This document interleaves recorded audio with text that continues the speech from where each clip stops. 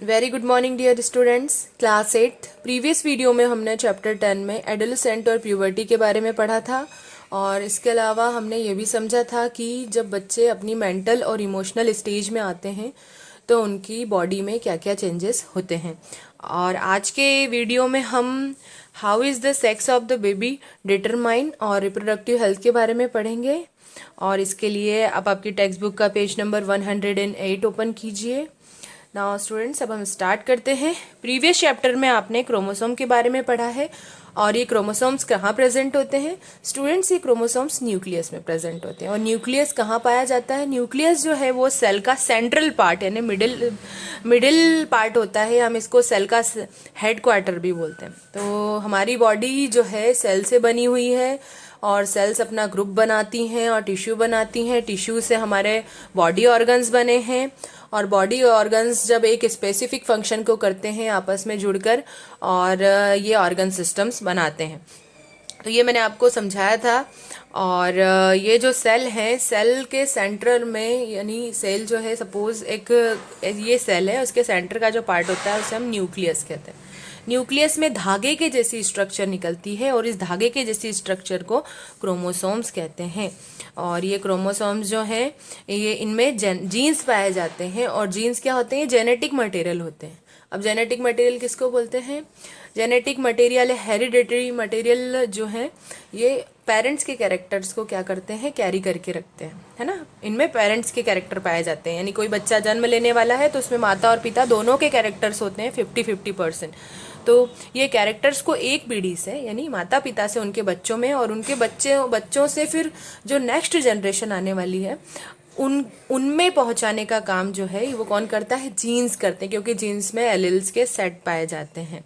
और एलिल एक सेट होता है, इसमें हर एलिल में एक अलग अलग कैरेक्टर होता है। सपोज ये सेल है और सेल बहुत टाइप की होती है हमारी बॉडी में, कई टाइप्स की होती हैं। और नर्व सेल्स नर्व टिश्यूज़ को बनाती हैं, ब्लड सेल्स जो होती हैं ब्लड टिश्यूज़ को बनाती हैं, और सेक्स सेल्स जो हैं वो ओवियम और टेस्टिस को बनाती हैं। अब आप देखोगे ये न्यूक्लियस की स्ट्रक्चर है, यहाँ पर न्यूक्लियस की स्ट्रक्चर आपको दी गई है क्लियरली, ठीक है। ये न्यूक्लियस है, सेंट्रल पार्ट। और ये सेंट्रल पार्ट सेल की बॉडी में आपको कहाँ दिखाई दे रहा है? यहाँ दिखाई दे रहा है। ये सेंट्रल पार्ट है, ये सेंट्रल पार्ट है, इसको क्या बोलते हैं हम? न्यूक्लियस। न्यूक्लियस को सेल का हेड क्वार्टर भी बोलते हैं। पूरा सेल का जो मेन पार्ट है वो न्यूक्लियस है, उसको पूरी बॉडी को जो है ये कंट्रोल करता है, कोऑर्डिनेशन करता है, इसलिए इसको head quarter of the cell बोलते हैं, ठीक है। तो ये न्यूक्लियस है और इसमें से पता है आपको धागे के जैसी स्ट्रक्चर दिख रही है, ये क्रोमोसोम्स होते हैं। इनको क्रोमेटिन मटेरियल्स बोलते हैं और इनको क्रोमोसोम्स भी बोलते हैं, ठीक है। तो ये क्रोमेटिन मटेरियल्स होते हैं, इनका साइंटिफिक नेम है क्रोमोसोम। और ये हर क्रोमोसोम में क्या है? जीन्स पाए जाते हैं और ये जीन्स जेनेटिक मटेरियल होते हैं। और इनमें क्या रहते हैं? मदर और फादर के कैरेक्टर्स पाए जाते हैं। और ये न्यूक्लियस पे केमिकल पाया जाता है, न्यूक्लियस के न्यूक्लियोलाइड्स में या न्यूक्लियोलस में। और यहाँ पर एक केमिकल पाया जाता है, उसका नाम होता है डीएनए। आपने कभी डीएनए का नाम सुना होगा? डीएनए का फुल फॉर्म है डीऑक्सी राइबो न्यूक्लिक एसिड। ना स्टूडेंट्स, ये है डीएनए की स्ट्रक्चर ऑफ डीएनए। डीएनए का फुल फॉर्म होता है डी ऑक्सी राइबो न्यूक्लिक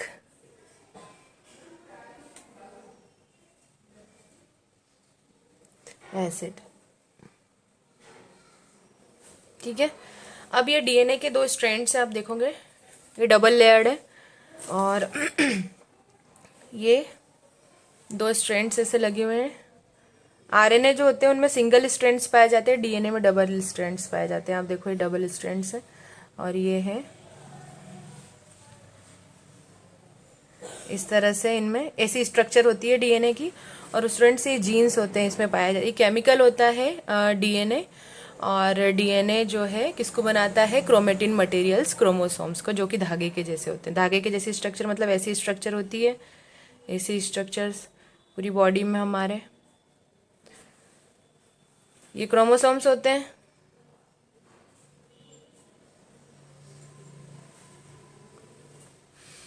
और ये जो है इनको हम बोलते हैं जीन्स। जीन्स क्या है?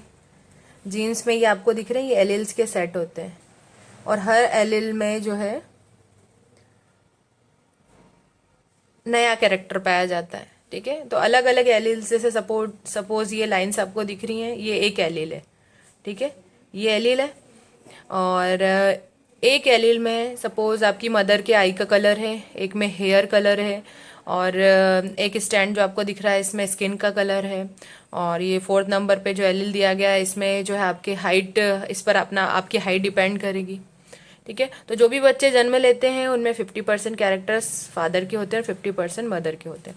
अब आपको पता है कि इस तरह से एलील के जो सेट पाए जाते हैं, अलग अलग एलील जो है मदर और फादर के अलग अलग गुणों को कैरी करके रखते हैं। और जीन्स क्या करते हैं, माता पिता से जन्म लेने वाले बच्चों में ये गुण पहुंचाने का काम करते हैं। नाउ स्टूडेंट्स, अब हम हमारे टॉपिक पर आते हैं। ये न्यूक्लियस की स्ट्रक्चर आपने देख ली है, ये क्रोमोसोम्स है धागे जैसे। अब सेल की बॉडी हम एक बार और समझेंगे। तो यहाँ सेल का सेंट्रल पार्ट हो गया न्यूक्लियस और सेल के सेंट्रल पार्ट के आसपास आपको दिख रही है ये धागे जैसे स्ट्रक्चर है, धागे जैसे हैं और इनको हम बोलते हैं क्रोमेटिन मटेरियल या क्रोमोसोम्स। और आपको क्रोमोसोम मटेरियल के बाद एक लेयर दिख रही है, यहाँ पे एक लाइन दिख रही है, इस लाइन को न्यूक्लियर मेम्ब्रेन बोलते हैं। क्योंकि न्यूक्लियस के अंदर के जो जेनेटिक मटेरियल्स होते हैं उनको प्रोटेक्ट करने के लिए एक लेयर होती है और उसे न्यूक्लियर मेम्ब्रेन बोलते हैं। ठीक है, और न्यूक्लियस के न्यूक्लियोलाइड पर है ना जो डीएनए पाया जाता है, डीएनए केमिकल होता है, तो केमिकल को सेल की बॉडी में स्टोर करके रखना और उनकी और जो वो क्रोमेटिन मटेरियल बनाते हैं उनको प्रिवेंट करने के लिए न्यूक्लियर मेम्ब्रेन होती है। न्यूक्लियर मेम्ब्रेन का भी एक स्पेसिफिक फंक्शन होता है। ये सेल की जो बाहर के मटेरियल जो कि सेल के अंदर आते हैं उनको अलाउ करती है। ये कब डिपेंड करता है, किस चीज़ पर डिपेंड करता है, जब न्यूक्लियस अलाउ करेगा। ठीक है, तो न्यूक्लियर मेम्ब्रेन क्या करती है, जो फूड मटेरियल होते हैं या फिर जो वाटर होता है या मिनरल्स होते हैं उनको अलाउ करती है और जिनकी उसको ज़रूरत होती है उन्हीं को अलाउ करते हैं। अब ये जो वाली स्ट्रक्चर आपको दिख रही है इसको बोलते हैं cytoplasm. Cytoplasm jelly like fluid होता है और जेल के जैसा होता है, ना ही पानी की तरह ये पतला होता है और ना ही ये शहद की तरह गाढ़ा होता है। तो ये जेल जैसा होता है और थोड़ा चिपचिपा होता है और इसके अंदर सारे सेल ऑर्गेनेल्स पाए जाते हैं। सारे सेल ऑर्गेनेल्स का मतलब क्या है, तो सारे सेल ऑर्गेनेल्स में इसमें माइटोकॉन्ड्रिया भी पाया जाता है, इसमें गोल्जी अपैरेटस पाया जाता है। और इस तरह से आप देखेंगे यहाँ पर जो है ये न्यूक्लियस है और ये यहाँ पर देखो ये साइटोप्लाज्म है। येलो कलर का फ्लूइड दिख रहा है ना, ये येलो कलर का नहीं, वाइट जेली लाइक स्ट्रक्चर होती है और इसमें जो है सेल ऑर्गेनेल्स पाए जाते हैं, जैसे endoplasmic reticulum, cytoplasm, mitochondria, centrosome, vacuole, lysosome, cell membrane. ठीक है, और गोल्जी बॉडी, ये सब क्या है, ये सेल ऑर्गेनेल्स हैं। सेल के जो अंग होते हैं, सेल के अंदर ये सारे ऑर्गन्स पाए जाते हैं, तो इन्हें सेल ऑर्गेनेल्स बोलते हैं। और इन सभी का एक स्पेसिफिक फंक्शन है। माइटोकॉन्ड्रिया को पावर हाउस बोलते हैं सेल का पावर हाउस जो है माइटोकॉन्ड्रिया होता है। और वॉक्यूल जो है इसमें फूड स्टोर रहता है और वॉक्यूल जो है अपने ये राइबोसोम जो होते हैं वो प्रोटीन का सिंथेसाइज करते हैं या प्रोटीन को सिंथेसाइज करने का काम करते हैं राइबोसोम्स, ये राइबोसोम्स। और इनका खुद का प्रोटीन होता है, माइटोकॉन्ड्रिया और राइबोसोम का खुद का जो है इनका खुद का प्रोटीन होता है, ये खुद प्रोटीन बनाते हैं। तो हमारी बॉडी में तो केमिकल पाए जाते हैं, केमिकल जो है प्रोटीन बनाते हैं और प्रोटीन को अमीनो एसिड्स की चेन में ये तोड़ते हैं, ब्रेक करते हैं। ठीक है, तो प्रोटीन बहुत ही एक इम्पॉर्टेंट न्यूट्रिएंट होता है हमारी बॉडी के लिए, जो कि हमें प्रोटीन से रिलेटेड जो भी डाइट हम लेते हैं, ऐसी डाइट जिसमें प्रोटीन कंटेंट रहता है उसको लेने से हमारी बॉडी जो है उसमें प्रोटीन की कमी पूरी होती है। और इसके अलावा जो हमारी बॉडी में केमिकल पाया जाता है या हार्मोन्स पाए जाते हैं या एंजाइम्स पाए जाते हैं, वो खुद केमिकल की फॉर्म में होते हैं, वो भी जो है प्रोटीन बनाते हैं। जैसे कि हमारे माइटोकॉन्ड्रिया और राइबोसोम में इनका खुद का प्रोटीन या खुद प्रोटीन सिंथेसाइज करते हैं और प्रोटीन बनाते हैं। और राइबोसोम जो है ये डीएनए की मदद करता है, जैसे कि हम हमारे पेरेंट्स की क्या है, फोटोकॉपी होते हैं या कार्बन कॉपीज होते हैं।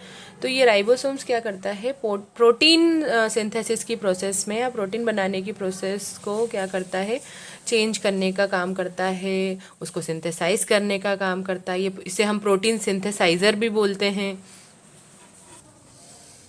और हम जो हैं ऐसा कहा जाता है कि जो हमारे एंसेस्टर है, हमारे पूर्वज, वो बंदर माने जाते हैं। और बंदरों से इंसान बनने का जो सफ़र है वो ऐसे तय नहीं हुआ है।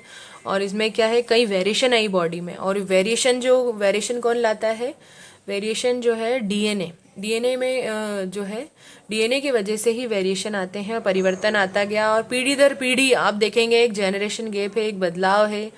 और शारीरिक बदलाव भी आते हैं, मानसिक बदलाव भी आते हैं, विचारों में भी परिवर्तन आता है। और ये जो है डीएनए की जो इसमें हेल्प करता है राइबोसोम। और ये क्या करता है, प्रोटीन निर्माण की प्रोसेस में चेंजेस ला देता है। तो होने वाले बच्चे जो हैं उनमें क्या होता है, उनका बॉडी स्ट्रक्चर, बॉडी डिज़ाइन जो है वो चेंज हो जाता है। तो यही रीज़न है कि हम बंदर से जो है, हम आज डिजिटल युग में हैं और ह्यूमन बने। और राइबोसोम का क्या काम है, मैंने आपको बताया था। ये जो है डीएनए क्या करता है, ब्लूप्रिंट निकालता है। किसकी ब्लूप्रिंट निकालता है, पेरेंट्स की जो ब्लूप्रिंट निकालता है। और राइबोसोम प्रोटीन का सिंथेसाइज करता है। प्रोटीन जो है ये क्या बनाता है, फिर आपकी कॉपीज़ बनाता है। जिस तरह से हम फोटो कॉपी निकालते हैं किसी चीज़ की, और फोटो कॉपी के फिर जेरोक्स निकलते हैं, उस तरह से प्रोसेस होती है। ये गोल्जी बॉडी है। और गोल्जी बॉडी जो है ये प्रोटीन और एंजाइम का सिक्रीशन करती है और सेल्यूलर फंक्शन में हेल्प करती है। ठीक है। और एंडोप्लाज्मिक रेटिकुलम जो है, यहाँ एंडोप्लाज्मिक रेटिकुलम क्या करता है, इनमें ट्यूब्यूल्स पाए जाते हैं। ट्यूब्यूल्स यानी ट्यूब की तरह स्ट्रक्चर पाई जाती है। और ये आपको दिख रहे हैं सेल जैसे ट्यूब में बदल जाते हैं, ट्यूब जैसे लटकने लग जाते हैं सेल से। और ये जो है इनका क्या काम होता है, ये मटेरियल्स का ट्रांसपोर्टेशन करते हैं सेल से न्यूक्लियस में। ठीक है। तो सेल से न्यूक्लियस में जो मटेरियल का ट्रांसपोर्टेशन होगा वो कौन करता है, एंडोप्लाज्मिक रेटिकुलम करता है। सपोज यहाँ से हमको ऑक्सीजन और मिनरल्स की ज़रूरत है, या ऑक्सीजन की ज़रूरत है, फूड मटेरियल की ज़रूरत है। तो सेल की बॉडी के अंदर जो सेल ऑर्गेनल्स हैं, जैसे कि सेल ऑर्गेनल्स मतलब mitochondria, endoplasmic reticulum, Golgi body, ribosome, lysosome, इनको प्रोटेक्ट करने के लिए लेयर दिख रही है। आउटर लेयर को हम क्या बोलते हैं, इस आउटर लेयर को हम सेल मेम्ब्रेन बोलते हैं। सेल मेम्ब्रेन जो है ये सिलेक्टिवली परमिएबल मेम्ब्रेन होती है और पूरी तरह से पारदर्शी नहीं होती है, पूरी तरह से ट्रांसपेरेंट नहीं होती है। और उन्हीं मटेरियल को अलाउ करती है जिनकी आवश्यकता सेल की बॉडी यानी सेल के सेंट्रल पार्ट को, या सेल की बॉडी में जो ऑर्गन्स पाए जाते हैं उनको जिन जिन सब्सटेंस की रिक्वायरमेंट होती है उनको ही सेल की बॉडी के अंदर इन्वॉल्व करती है, एंटर करने देती है। इसको सेल मेम्ब्रेन भी बोलते हैं, इसको प्लाज्मा मेम्ब्रेन भी बोलते हैं, इसको प्लाज्मा लेमा भी बोलते हैं। ठीक है। तो यहाँ से जो है सेल मेम्ब्रेन क्या करेगी, फूड मटेरियल अगर उनको ज़रूरत है, ऑक्सीजन ज़रूरत है, तो उसको एंटर करने देगी। और जैसे ही ऑक्सीजन और वाटर अंदर एंटर होता है तो सेल फूल जाती है ना, हाइपरटोनिक हो जाएगी। और यहाँ पर जब सेल की बॉडी में वाटर आ जाएगा तो फिर न्यूक्लियस जो है, न्यूक्लियर मेम्ब्रेन अगर सेल के सेंटर में इसको अलाउ करेगी तो ही जो है वो अंदर आएगा। अदरवाइज जो है वो सेल की बॉडी में साइटोप्लाज्म में जो सेल ऑर्गेनल्स पाए जाते हैं वो उसका यूटिलाइजेशन करेंगे। ठीक है। तो ये है, बहुत ही इंटरेस्टिंग होती है, एक छोटी सी दिखने वाली, जो कि इतनी छोटी सेल होती है जो कि हमें माइक्रोस्कोप से दिखाई देती है, उसमें इतने सारे फंक्शंस पाए जाते हैं, इतने सारे सेल ऑर्गेनल्स पाए जाते हैं। वॉक्यूल क्या होता है, इसमें फ्लूइड फिल्ड रहता है ना, पानी जैसी स्ट्रक्चर रहती है, अंदर भरी रहती है। और इनमें झिल्ली होती है, बाहर की लेयर दिख रही है ब्लैक कलर की, सभी में लेयर लगी हुई है, ये अब दिख रही है आपको डार्क कलर से। और इसमें फूड, वाटर, वेस्ट जो भी प्रोड्यूस होता है अलग अलग प्रोसेस से, वो इसी में होती है सारी प्रोसेस। यानी फूड जो है, फूड भी पाया जाता है, वाटर भी रहता है इसमें, वेस्ट जो सेल वेस्ट प्रोड्यूस करती है वो भी इसके अंदर रहता है, जो कि अलग अलग प्रोसेस से बनती है। प्लांट सेल जो होती है स्टूडेंट्स, उनकी सबसे बड़ी फूड वॉक्यूल्स पाया जाता है एनिमल सेल की कंपैरिजन में। तो प्लांट सेल का वॉक्यूल देखोगे कितना बड़ा है, इतना बड़ा वॉक्यूल है। एनिमल सेल का वॉक्यूल कितना है, इतना छोटा सा। ठीक है। तो डिफरेंस आप देख सकते हो और आपको इसी तरह से डिफ्रेंशिएशन करना है प्लांट सेल्स और एनिमल सेल्स। सेल्स को दो पार्ट में बांटा गया, प्लांट सेल्स, प्लांट्स में जो सेल्स पाई जाती है या प्लांट फैमिली से जो पौधे या पेड़ वगैरह बिलोंग करते हैं उन्हें प्लांट सेल्स पाई जाती हैं, या ये एनिमल सेल्स जो हैं जिसमें सारे एनिमल्स को रखा गया है, हम भी एनिमल्स की कैटेगरी में आते हैं। और एनिमल्स में बहुत सारे जीव होते हैं, बर्ड्स हैं, फिश हैं, मैमल्स हैं, रेप्टाइल्स हैं, और हम भी हैं। तो हम में एनिमल सेल्स पाई जाती है, प्लांट सेल्स प्लांट्स में पाई जाती है। ठीक है, तो एक ये डिफरेंस हो गया। और अब यहाँ पर आप देखेंगे कि लाइसोसोम का क्या फंक्शन होता है। तो लाइसोसोम को जो है हम इसको सुसाइडल बैग भी बोलते हैं, सुसाइडल बैग ऑफ सेल्स। तो हमारे सेल की जो मरम्मत होती है, टूट फूट होती है, या सेल का जो खराब सेल्स होती हैं उनको डाइजेस्ट करने का काम लाइसोसोम करते हैं। ठीक है, तो लाइसोसोम एक छोटा सा स्पेस जैसे होती है इसके अंदर, लेकिन ये छोटी सी चीज़ जो है इसके अंदर डाइजेस्टिव एंजाइम पाए जाते हैं, मतलब डाइजेस्टिव केमिकल्स रहते हैं कि जैसे ही सेल की बॉडी टूटती है और सेल टूटती है, ब्रस्ट होती है, डिस्ट्रॉय होती है, पुरानी सेल जो होती है उनकी मरम्मत करने का काम जो ये करता है, उसको डाइजेस्ट कर जाता है और ये थैली जैसी स्ट्रक्चर होती है। ठीक है, और सेंट्रोसोम जो है ये न्यूक्लियस के पास ही पाया जाता है। आप देखोगे स्टार जैसा दिख रहा है पर ये स्टार नहीं है, और ये न्यूक्लियस के नियर ही होता है, और सेल डिवीज़न में मदद करता है। सेल डिवीज़न को बढ़ाने का काम सेंट्रोसोम करता है, और सेंट्रोसोम है जो है वो सिर्फ एनिमल सेल्स में पाया जाता है, प्लांट सेल में नहीं। तो आप यहाँ देख लो, एक और डिफरेंस हमको मिल गया कि centrosome is present in animal cell and absent in plant cell. ठीक है, अब माइट्रोकॉन्ड्रिया है तो इसको मैंने आपको बताया था, इसका सिंगुलर वर्ड है माइट्रोकॉन्ड्रियन, और ये जो है हमारी बॉडी के स्पेसिफिक फंक्शन को करता है, एनर्जी प्रोड्यूस करता है, और हमारी बॉडी को कितनी मात्रा में एनर्जी की रिक्वायरमेंट रहती है तो ये एनर्जी सप्लाई भी करता है। और ये ओवल शेप में होता है, अंडे के आकार का होता है, या फिर लंबी रॉड की तरह होता है। ठीक है, अब इतना समझ में आ गया स्टूडेंट्स। ना अब हम हमारे टॉपिक पर आते हैं। अब आपको समझ में आ गया कि सेल जो है इसमें न्यूक्लियस कहाँ पाया जाता है, और न्यूक्लियस क्रोमोसोम कैसे बनाता है, क्रोमोसोम किससे बनते हैं, डीएनए से बनते हैं, और डीएनए जेनेटिक मटेरियल होते हैं, जेनेटिक मटेरियल जीन्स को बनाते हैं, और जेनेटिक क्रोमेटिन मटेरियल क्रोमोसोम्स को बनाते हैं, क्रोमोसोम जो है जेनेटिक मटेरियल जीन्स को बनाते हैं, और जीन्स जो है पीढ़ी दर पीढ़ी ट्रांसफ़र होते हैं। ठीक है, और ये जो आनुवांशिक है, नेचुरल है, बायोलॉजिकल है। तो स्टूडेंट्स ये जो मैंने आपको चैप्टर 9 के टॉपिक्स फिर से रिकॉल करा ताकि आपको जो है आपकी मेमोरी में बना रहे, और अब हम आगे के टॉपिक्स पढ़ेंगे तो आसानी रहेगी।